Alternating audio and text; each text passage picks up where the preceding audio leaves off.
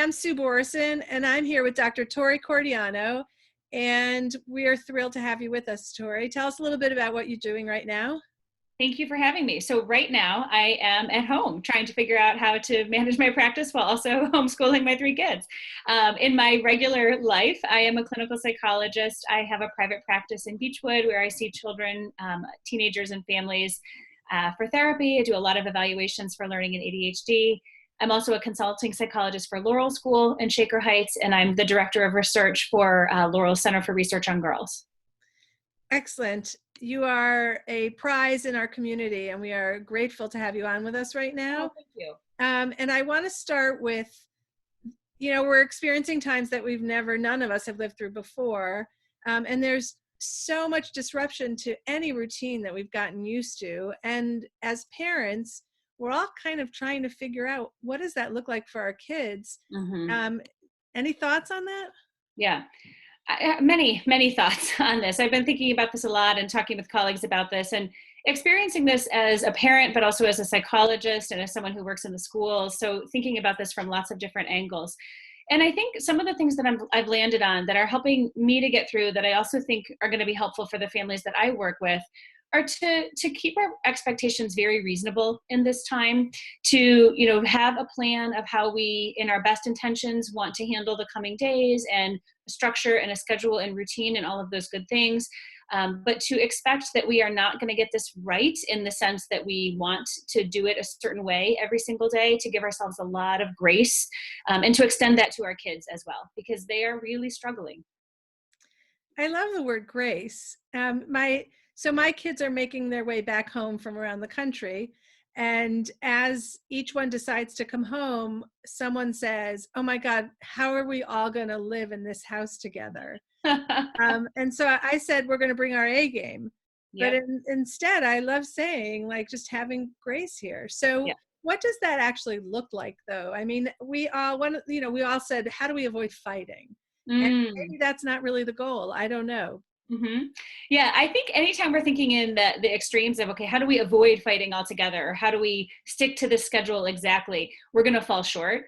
So we can certainly say our best plans. In our family, we've talked about we're going to go out of our way to be extra kind to each other, and use that as a benchmark. And we've given specific examples of what that looks like. But it means if your sister is annoying you, then check your first response, which might be to snap at her and to pause and take a deep breath before you respond. And to understand that we are all probably going to be snapping at each other a little bit more than usual. We're in close quarters. Our routine is gone in the sense that we are used to having it. Especially in the first few days while we're trying to establish routine, to grace would mean expecting that we are going to need to course correct, that we're going to need to make mistakes and learn from them. In some ways, I think this is the best sort of growth mindset teacher that we could have possibly imagined, that we will make mistakes. And the only way that we are going to get through this in a semblance of how we want to is to learn from those mistakes. So we're getting kids in a house where there's dynamics set in place. And some of it might include like a snapping at each other, or, a history of a relationship. Mm-hmm. So it's hard to kind of change that instantaneously. Mm-hmm. What is the way that you tell a teenager when, we all know the dynamics in our own families. So if there's a particular dynamic between two kids, what can we say to them that elevates them during this time? Mm-hmm. Yeah, I think a couple of things. First, in terms of logistical boundaries, to really create space that is their own, and remind them, if they're not used to living together, or they haven't been together in this way for more than a week or two at a time in the past several years, to remind them that it's really important to be able to retreat to their own space when they need it, and to offer others that same respect. So hopefully, in most houses, if it's not your own bedroom, there's at least some corner of the house that can be sort of your space if you need it and when you need it, where that is your kind of private space to be and recoup. It also means, when talking with teenagers from a sort of a higher sense of tapping into how they contribute during this time. So there's a lot of talk about social distancing being the way that we protect not just ourselves, but our community, our broader community. And you can talk about your family in that same way. So part of your effort in this is keeping everyone's well-being at the highest level that you can, which means going out of your way to extend a little bit more kindness, to give each other a little bit more space, to offer a little bit more forgiveness, because that will help us to feel our best, which in turn allows us to keep up the good habits that are going to get us through these next weeks or months.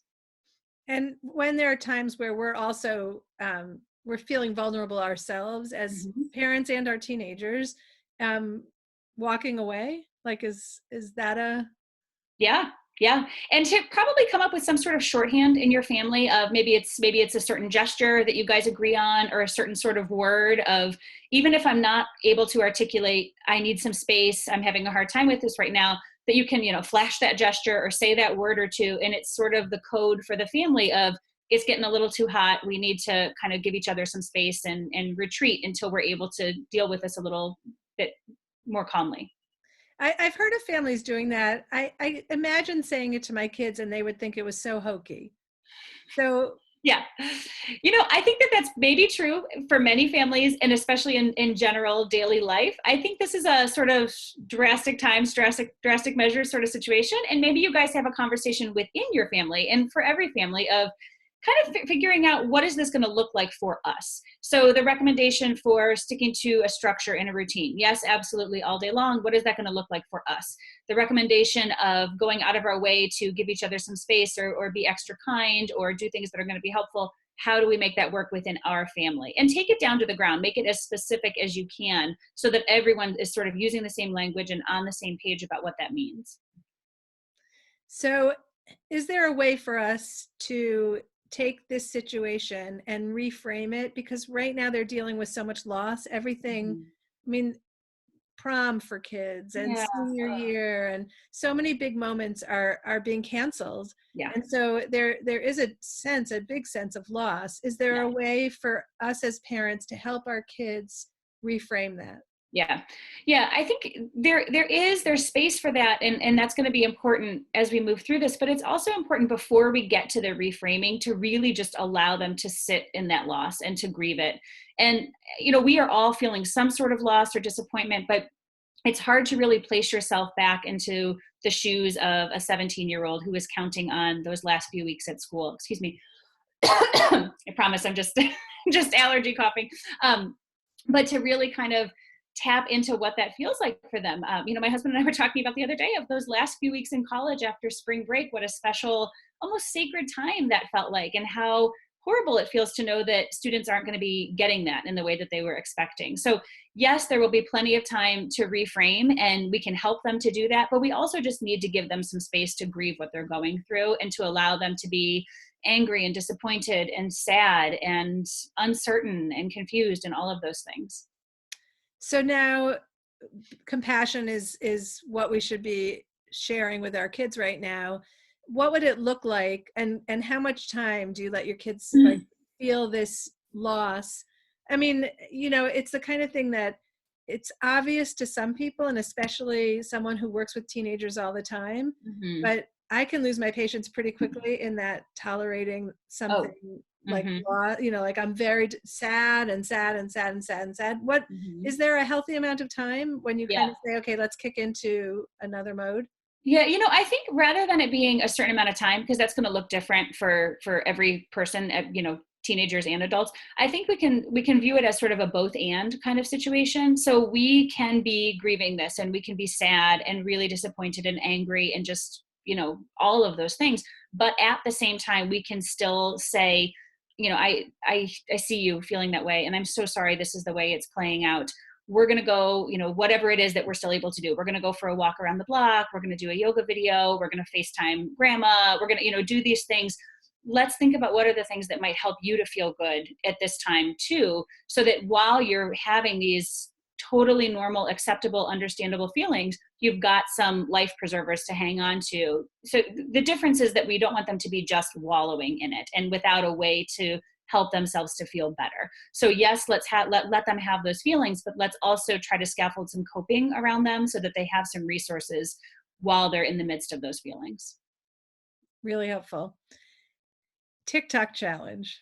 I just want to put it out there because it's so insane. I doubt there's a whole lot you need to say about it, but there apparently is a TikTok challenge challenging kids to go around and lick a public toilet seat. Good Lord. Yeah. So I don't know. Yeah, I don't know how much I have to say about that. I guess hopefully the good news is most kids are not going to be around many public toilet seats for the next few weeks. Let's hope. Fingers crossed. But I think one thing we need to tap into, and this is probably just as important for kids as it is for adults and the adults that are taking care of teenagers, is to really think about how we're using social media during this time. It's going to become a lifeline in a way that it wasn't for people, and it's going to be important for us in our ability to connect to friends, to family members, to our broader community. But there is certainly a point of diminishing return of how much we're using it and what it's displacing. So we want to make sure that we allow kids that help them find that balance of, let's use it to stay connected, let's use it to stay informed, let's use it to continue to foster those relationships and get some levity, or whatever it is. But let's also find the times where it's important that we're all putting our phone away, that we are all choosing to do something else. And whether it's the news or Instagram or TikTok or any of those things, having some limits and talking about what that means for your family, not different than if it was a typical school week. What limits would you have on them using their phones or their computers or their iPads or any of those things, to continue to have that structure in place. So those you wouldn't like, some people are saying, well, because it's such desperate times, let your kids be online and gaming. You would say still have boundaries on that. Still absolutely have boundaries. And those boundaries may look different than what it looks like in a typical school week. I think every family will find their way in that, but it is going to feel very strange for teenagers if all the boundaries go out the window, all the structure, all the consistency, all the limits on technology go out the window. That's going to feel very strange and unsettling to them. It's not good for them, and they know it's not good for them, even if they would say otherwise. So as parents, it's going to be our job to continue to hold the boundaries in whatever shape that looks like. It doesn't have to look exactly the same as typical routine, but some boundaries and limits should definitely still be in place. Reframing it that way is so helpful for me as a parent, because then I remember that boundaries are healthy for my kid, and that I'm the adult who's supposed to impose those boundaries. So that's really helpful. Yeah. Our kids don't have any of the outlets that they had if they were on a sports team or in theater, any of those things. Do we let them do more than maybe the recommendations are if they want to go jogging with a group of guys, or, like those kind of things that can replace what they're used to? Yeah. I will refrain from making any recommendations that have to do with how close people can get, and encourage people to follow, whatever the CDC is saying. But I will say, I think it's good to get creative about these sorts of things. I was talking with some families, and granted our kids are younger, but I think you could still do variations of this where kids are having scooter races from opposite sides of the street. And so that kind of thing of like, all right, we're going on a jog together, and maybe we're, I'm running on the sidewalk and, you're running on the other side of the sidewalk, and we're taking the same route. There's value in still being in the presence of people, even if that presence is within, apart more than 6 feet from each other. There's value in doing it in that way. Okay, hold on 1 second. Sure. The dog opened the door and kids are watching TV, so I'm shutting them out. Okay. Okay, I want to end on like a larger note of how do we take this time to teach our kids about what it means to be global citizens, and that there is something bigger in this moment that we can all be. Is that even in the mindset of an adolescent brain?